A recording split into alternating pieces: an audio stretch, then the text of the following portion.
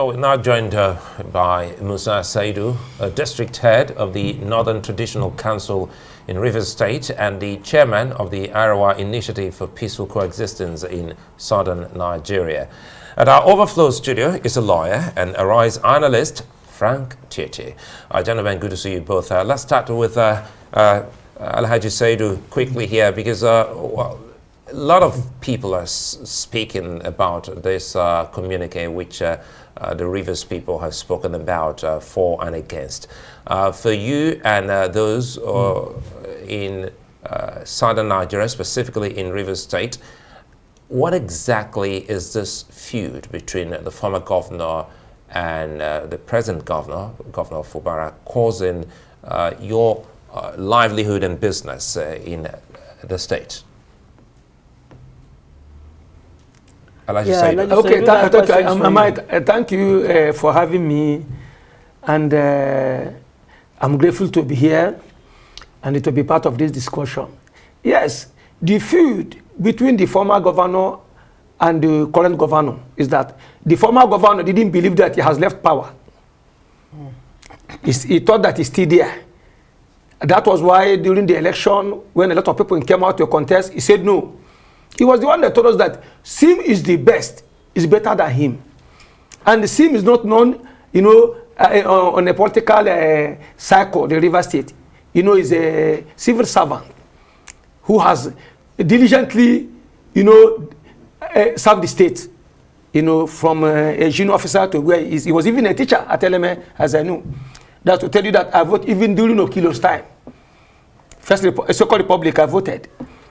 Not only I voted, I mobilized. You know, so the feud is being expected, unless those that doesn't know River State, unless those that doesn't know the former governor. You know, not today the former governor started this. He has been doing it because of Nigeria is corrupt. When you give them money, you can kill anybody. Some are coming, say it's commissioning project. Some are coming. We are seeing that. We are looking at them. We that knew River State very well, more than him. I know I've been. Let you follow that public SA, even Edwin Clark that is talking. He was Brigadier Deputy in command on the Sasa People's Conference. So I was the mobilizer, and I was the one that delivered any letter that is sent to bring peace in Niger Delta, like Ankyo that is talking now. All of them knew me. But you know, whenever people kill an elephant, you know, when it's done, you know, you go hear a different thing. So I accept my name as Saidu, but there's nobody that contributed as I did.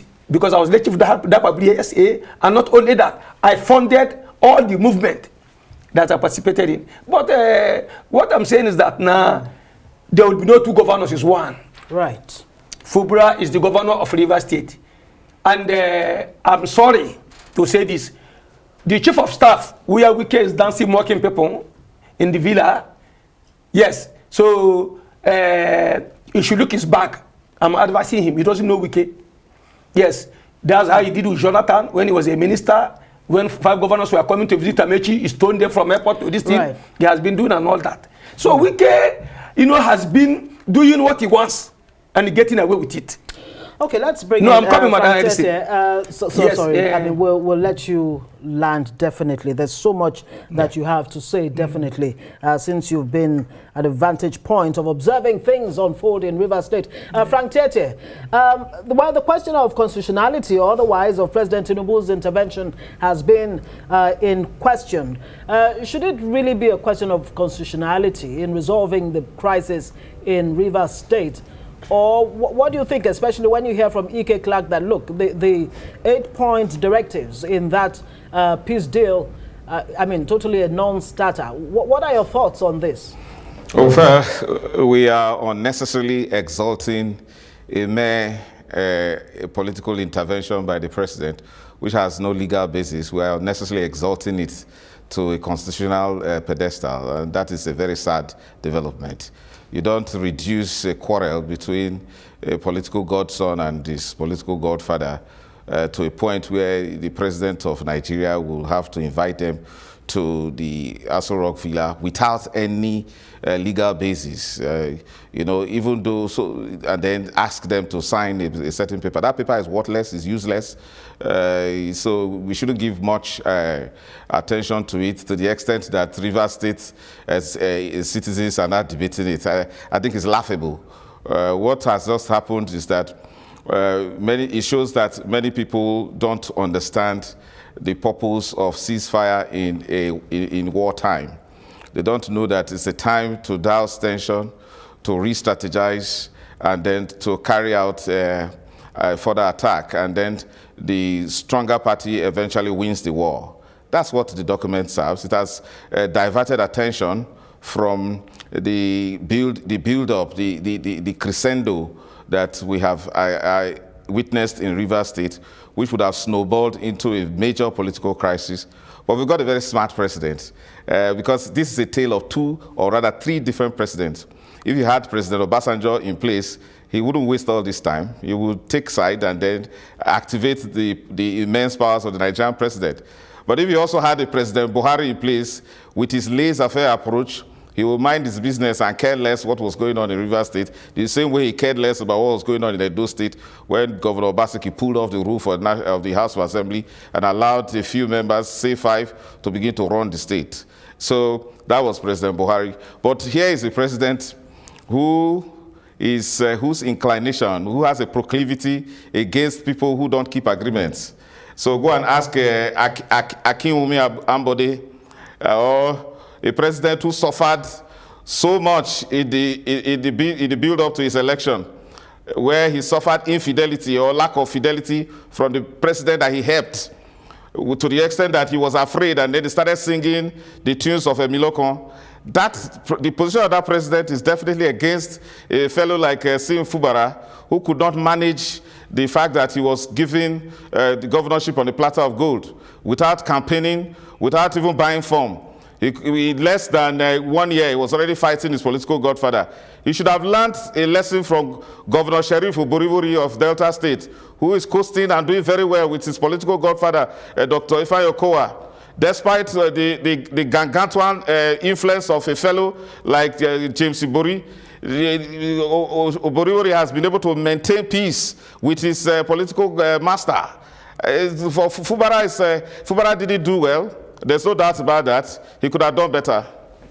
Well, I think, Frank Tietie, that some will say for now. It's too early in the day to talk about Delta State as an all-clear state. Well, let's bring in Musa Saidu again. It's quite an interesting perspective to see that you were right there since Melford Okilo's Second Republic. Yes. And it's exciting to see you talk about this with some kind of attachment and familiar love for Rivers State. Yes. This whole conversation is about how peace can return to Rivers, that is your adopted home state and state to a lot of people from northern Nigeria. Thank you very much.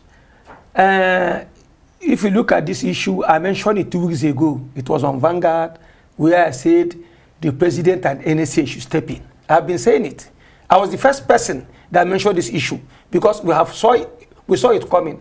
But one thing is that, I'm not comfortable with the agreement that the governor signed, that the House of Assembly people will come back. That's one. One, and again what? The commissioners will come back.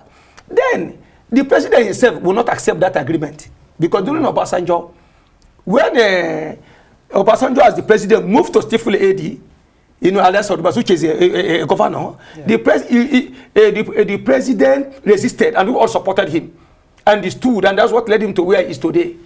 If that thing that they did to Fobora, president himself or Wike, would then accept it, they will not accept it. Let us be realistic, because this boy has been, let me tell you, the only people that can decide Fobora case is the voters of Rivers State, including me, who mobilize my own people to vote for Fubra. So what are the voters saying? No, whatever Fubra signed in the villa, that one is under duress.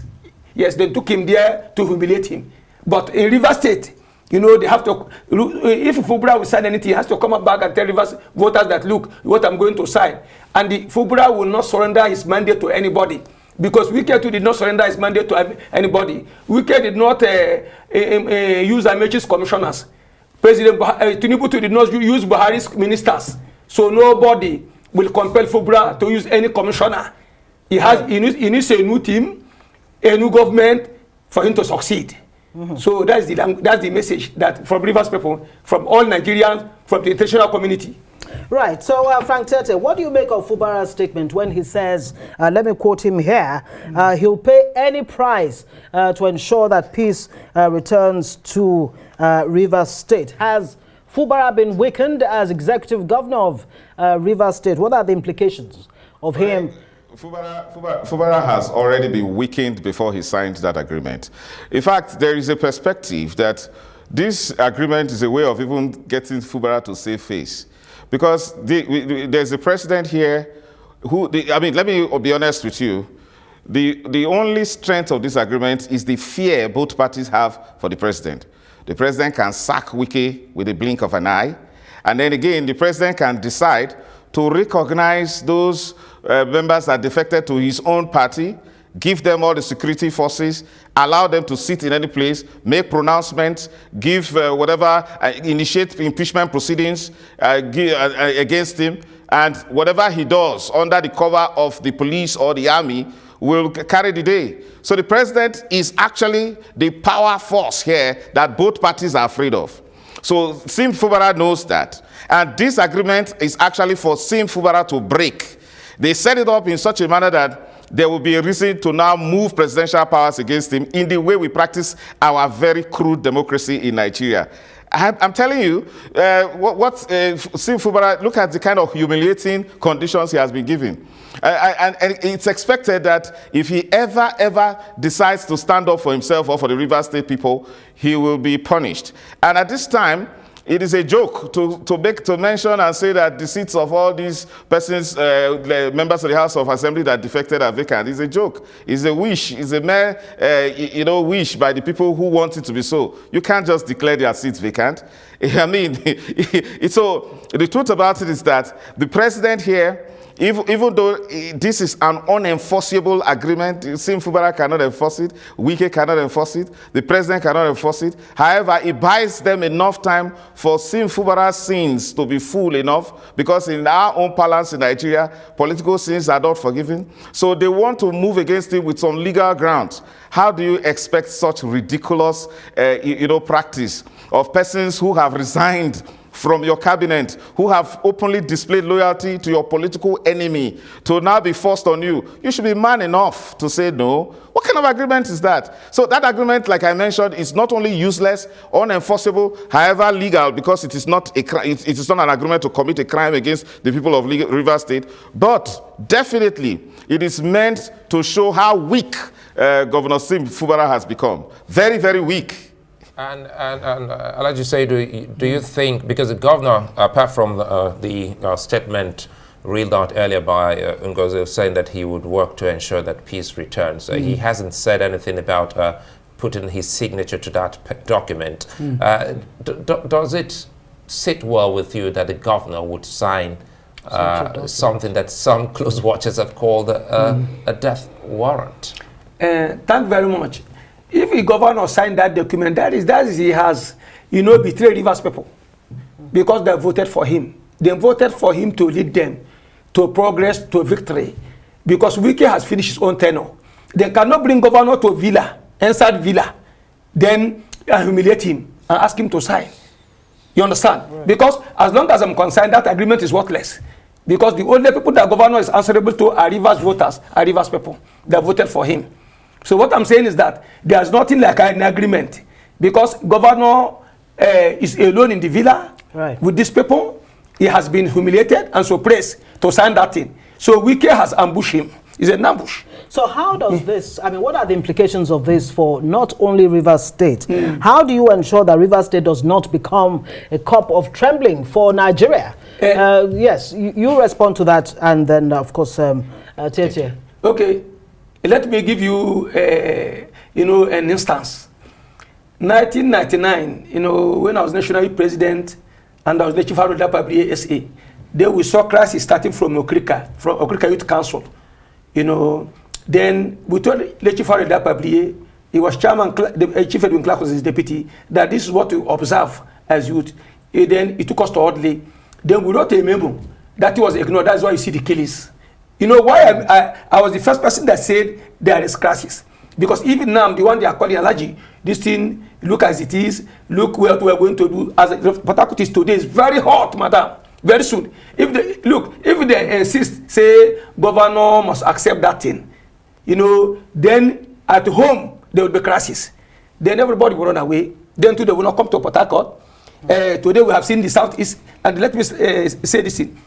When the IPOP boys started demonstrating that, celebrating their 30th anniversary, or this, they started it in Port Harcourt.